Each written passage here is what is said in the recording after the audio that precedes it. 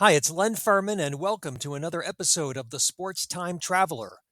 Today's episode's a little bit different. I call it Triple Feature 2023, 1963, and 1903. Three sports stories spanning 120 years. I start out with an introduction from the Sports Time Traveler. In today's posts, I have three stories. 2023, Sub 6 at 60, a story about the sports time traveler's pursuit of a monumental running goal from this past weekend. 1963, The Poundings of 12/8/63, a quick whirl around the NFL and AFL from last weekend in 1963. And 1903, the Football Championship of the World, an emerging story on a game that's coming up next week in 1903. If you're not so interested in all three stories, I strongly recommend you at least listen to the last one. So first we start with 2023, Sub 6 at 60. This story is a bit of an aberration for the sports time traveler. It doesn't take place at least 50 years ago, and it's about me. Some of you may know that I have been a competitive distance runner since the late 1970s. I won a bronze medal in the 10,000-meter run at the World Maccabiah Games in 2001. And I didn't stop competing in masters and seniors track meets until the pandemic. 10 years ago, when I passed the half-century mark in trips around the sun, I set out to tackle a goal that I felt would be a crowning achievement in my running career. I wanted to see if I could run a 5-minute mile again at the age of 50. I had run many sub-5 miles, but not since I was 41. As I turned 50 in 2013, I wrote down my thoughts on this epic, monumental goal. Somewhere along the path to turning 50, about 3 years ago, a thought popped into my head. For the very first time, I had the notion that it would be awesome if I could run a 5-minute mile again when I reached the age of 50. It was a small epiphany. I realized that this goal was so gigantic that achieving it would bring a sense of self-satisfaction and accomplishment that I perhaps had never felt before in 35 years of participating in track and field. It would be akin to a Lifetime Achievement Award, a testimonial to the benefit of keeping myself in good shape for half a century. It was a goal so special, so unique, that it could not even be attempted until I had finally aged. It wasn't just running the 5-minute mile once more. It was doing it at the age of 50. 10 years ago, this week, I did it. I ran a 5-minute mile at age 50 in the Florida Senior Games. I also broke the Florida Senior Games record by 8 seconds. I subsequently wrote a story about the 5-minute mile at 50 that Runner's World published. And in the written version of this Substack article, there is a link where you can read that article. You can also see a photo from that race in 2013 that originally appeared in the Runner's World article.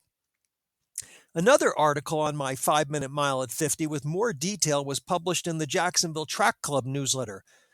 And in the written version of the Substack article, you can see the link to that story, which is titled One for the Aged. A new goal, sub 6 at 60. At the end of the Jacksonville Track Club article, I wrote, I have not yet formulated my next goal, but a short while afterwards, I had the idea of running a sub 6 mile when I reached age 60. I had to wait nearly 10 years to even attempt the goal. When I did turn 60 a few months ago, it was finally time to try. I quickly found out that despite being able to run a sub 6 mile as late as age 58, it suddenly was immensely tougher to do now that I was 60. My early attempts to run sub 6 at 60 on my own were not even close. I realized I was going to need some help. I decided there was a great opportunity with the Jacksonville Marathon. The marathon, which took place this past Sunday, December 10th, 2023, runs right by my house, and I have every 200-meter mark marked off on a wheel on one of the miles. I waited near my house for one of the lead packs that looked like they were going at a sub 6 pace, and I tucked in behind them. They were going faster than I thought, I came through 400 meters in 82 seconds. By 800 meters, I couldn't stay with them. I came through in 2 minutes and 50 seconds, but I was dragging badly. I knew I only needed 3:09 for the final 800 to get sub 6, but there is a big hill, well, big for Florida, at the 1200 mark, so I didn't think I would make it even with that 9-second cushion. I came through 1200 meters in 4 minutes and 25 seconds, so I had only run 95 seconds on the last 400. That's well over 6-minute pace, and now I had the hill. I thought, well, at least I ran a good 1200 today, and I almost packed it in. But then I thought, I might never get in this position again, and I only need 94 seconds on the last 400. I ran the 200 meters up the hill in 49 seconds. So now I was at 1400 meters in 5 minutes and 14 seconds. The whole 9-second cushion was gone. I needed to run the last 200 meters in 45 seconds or less. At this point, I said to myself, I'm going for it. I passed one of the marathon runners and I ran hard all the way to the finish mark. I ran 42 seconds for the final 200 to finish the mile in 5 minutes and 56 seconds. I did it. It was one of my most satisfying performances in 45 years of running. I immediately thought that I wanted to dedicate this achievement to my late friend Bill Lee, who was the rock star of our high school track team in New Jersey. Bill had the greatest ability I've ever seen in any athlete to dig down and use all his powers to win. I first observed this when he came from behind to beat the favorite Ed Puck to win the Middlesex County 1,500-meter run in his sophomore year in high school. After that race, in classic Bill Lee style, he told us that on the final turn he said to himself, "Fuck you, man," as he sprinted past Puck and crushed him. Bill, we will always miss you. And now, let's get in the sports time travel machine and go back 60 years for story number 2. 1963, the poundings of 12/8/63. I've traveled back precisely 60 years to cover the NFL games from last Sunday, 12/8/63, which was week 13 of the 14-game season. Several of the games were stunning blowouts. Here's a quick recap of the games that shaped the Eastern and Western Division title races. 49ers at Bears. The Bears, 9-1-2, came into the game just a half game ahead of the Packers in the Western Division. The Bears' only loss had come in October in San Francisco. The big question was whether the 49ers, with the worst record in the NFL at 2-10 coming into the game, could shock the Bears again. And in the written version of the article, I have a highlights video. Early in the first quarter, the 49ers fumbled the ball at midfield. You can watch at the 17-second mark on the video as Bears' Willie Gallimore gallops 51 yards for the game's first touchdown. After the 49ers get the ball back, they lose it again on an interception, leading to another Bears TD. And the Bears lead at 14-7 at halftime. In the second half, another Bears interception was run back for a TD in the fourth quarter. You can see that at the 1:33 mark on the tape. The Bears defense intercepted 49er quarterbacks 4 times, limiting them to just 9 completed passes in 29 attempts, and the Bears won the game 28-7. With Green Bay beating up on the Rams 31-14, the Western Division remains a tight race that will come down to the final week to determine if it's the Bears or the Packers that will play in the NFL title game of 1963. Browns at Lions. The Lions are out of contention in the Western Division, but the Browns entered Sunday's game tied for first place in the Eastern Division with the New York Giants at 9-3. The Browns have not won the division since 1957, which is the only season that the Browns have reached the NFL championship game in the Jim Brown era to date. The game on Sunday represented a grand opportunity for the Browns to put themselves in position to win the Eastern Division.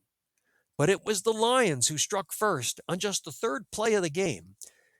In the written version, you can watch in the highlights video as Lions quarterback Earl Morrall connects with wide receiver Terry Barr for a 75-yard touchdown pass. The Browns then fell behind 14-0 in the second quarter before a field goal and a Frank Ryan 49-yard TD pulled the Browns to within 4 points at halftime. In the second half, however, the Browns had nothing. The Lions scored 24 points and held the Browns scoreless to win the game in a rout 38-14. Jim Brown, who set the all-time single-season rushing record last week, was held to just 61 yards, partially because he only carried the ball 13 times with the Browns behind the entire game, and partly because the Lions defense kept Jim Brown tightly guarded, baiting quarterback Frank Ryan to throw the ball. Ryan was only 5 for 15 passing and was pulled for backup Jim Nanowski, who couldn't do any better. He threw just 6 for 17 with 3 interceptions.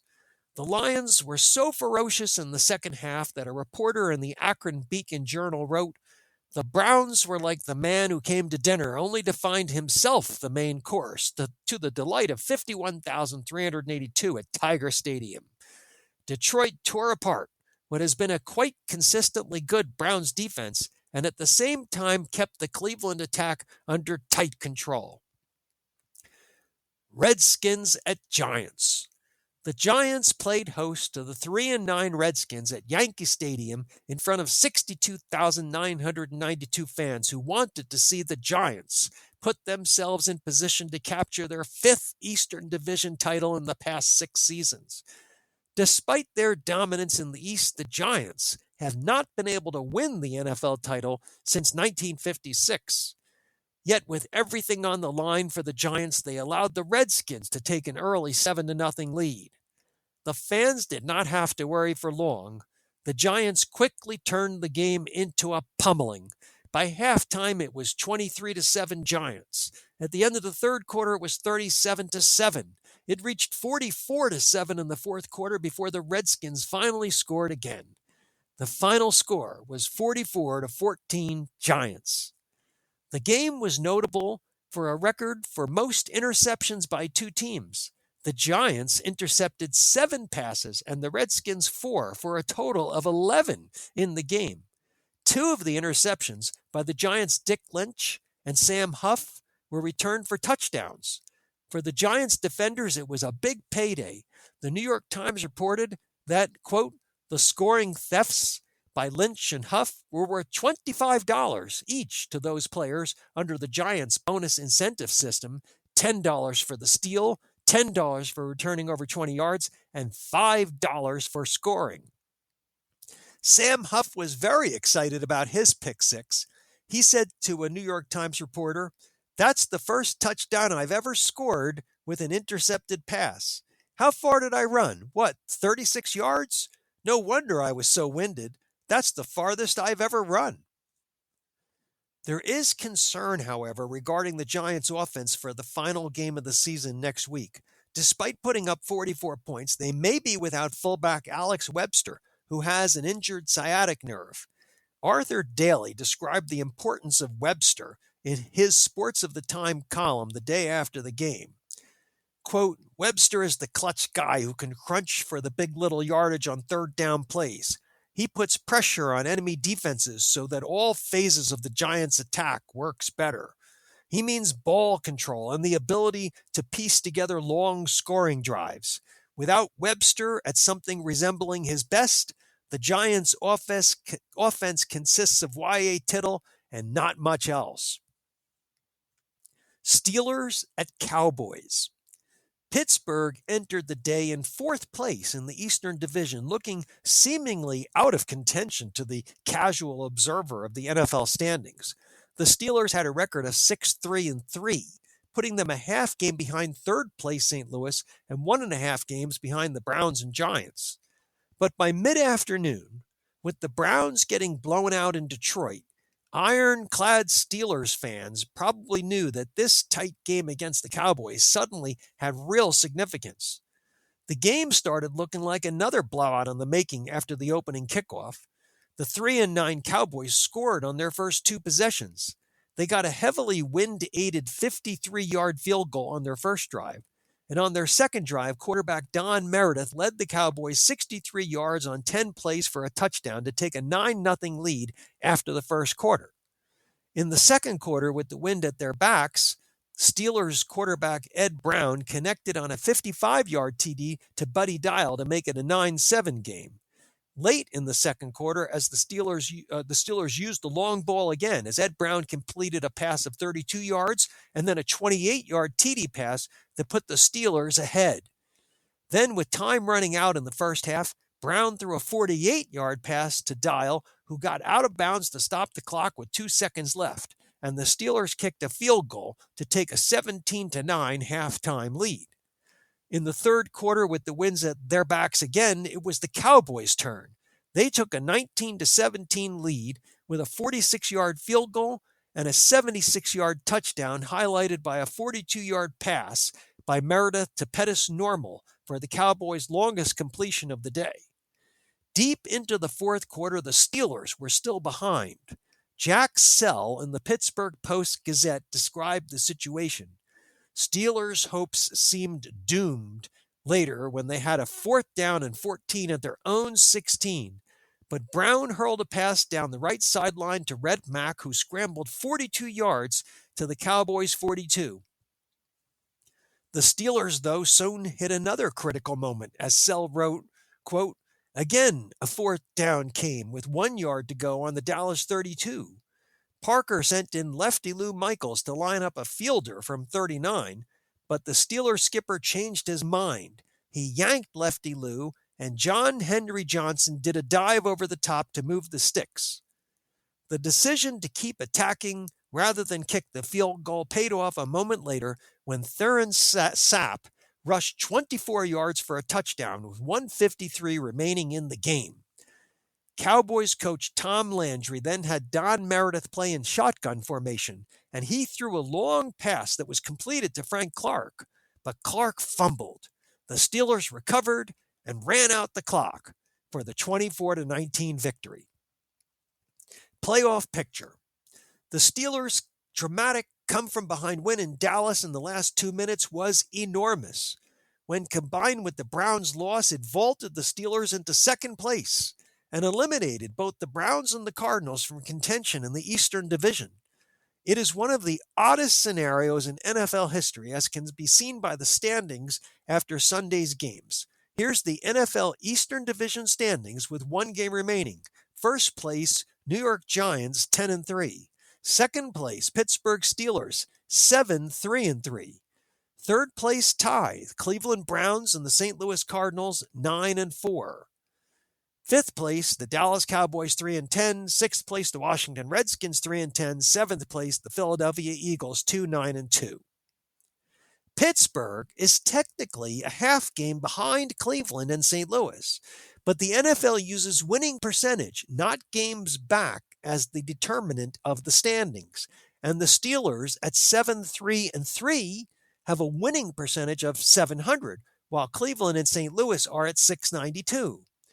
Even more stunning is the fact that with Pittsburgh scheduled to play at New York in next week's final game of the season, the winner of that game will be the Eastern Division champion. That means both the Browns and Cardinals have now been eliminated. If Pittsburgh beats the Giants next Sunday, they would finish at 8-3-3, while the Giants would be 10-4. Again, the Steelers would be a half game behind the Giants, yet would take the Eastern title on winning percentage. Even if St. Louis and Cleveland were to win, their record of 10-4 would still keep them percentage points behind Pittsburgh if Pittsburgh beats the Giants. The Steelers have strong reason to believe they can win the division now. They shut out the Giants in Week 2 by a score of 31-0. Of course, Y.A. Tittle did not play in that game, but the Giants may not have Alex Webster next Sunday. It's going to be a great day at Yankee Stadium next Sunday, December 15th, 1963, and the Sports Time Traveler will be there. NFL Western Division standings with 1 game remaining. Chicago's in first place at 10-1-2. Green Bay second, 10-2-1. Nobody else is in contention. Baltimore's in third at 7-6. Detroit in fourth, 5-7-1. Los Angeles fifth, 5-8. Minnesota sixth, 4-8-1, and San Francisco in last place at 2-11. The Western Division picture is much less complicated. Chicago can win the division with a tie or a win next Sunday when they host the Lions. Green Bay can only win the division if they win in San Francisco and the Bears lose. Poundings continue with the AFL. All 4 AFL contests were decided by at least 2 touchdowns on Sunday. Buffalo beat the New York Jets 45-14. Boston defeated Houston 46-28. Kansas City rocked Denver 52-21, and Oakland knocked off the number 1 team in the league, San Diego, 41-27. The AFL did not play on the weekend following the assassination, and their clubs don't all play each weekend. As a result, some teams right now have 1 game left to play and some have 2 left to play. Here are the AFL standings. In the Eastern Division, first place, the Boston Patriots at 7-5-1. Second place, the Buffalo Bills at 6-6-1. Third place, the Houston Oilers at 6-6. And fourth place, the New York Jets at 5-6-1. In the Western Division, first place, the San Diego Chargers, still with the best record in the AFL at 9-3. Second place, the Oakland Raiders at 8-4. Third place, the Kansas City Chiefs at 3-7-2. And fourth place, the Denver Broncos at 2-9-1. More pounding and a record by Cookie. In the Bills' blowout of the Jets, Bills fullback Cookie Gilchrist pounded the Jets' defense as he rushed for an AFL record 243 yards on 36 carries and scored 5 touchdowns. The 243 yards tops the single-game professional mark of 237 yards by Jim Brown. And now I'm traveling back in time again, another 60 years, to 1903. 1903, the football championship of the world. I received a scoop from my friend Darren Hayes recently about a professional football team in 1903 that put together the greatest group of players ever assembled up to that time. The team was based in the little town of Franklin in western Pennsylvania. Wealthy oil barons in Franklin didn't like losing to nearby Oil City's football team in 1902 and were determined to build an unbeatable all-star team for the 1903 season. Bringing in players from around the country, they put together a formidable squad. Darren has written a fantastic short book about the Franklin All-Stars. You can learn more about the book by clicking on the link that I have in the written version of this article. Darren's book has me so intrigued that I made a virtual trip back to 1903 today to see what's going on with the Franklin All-Stars.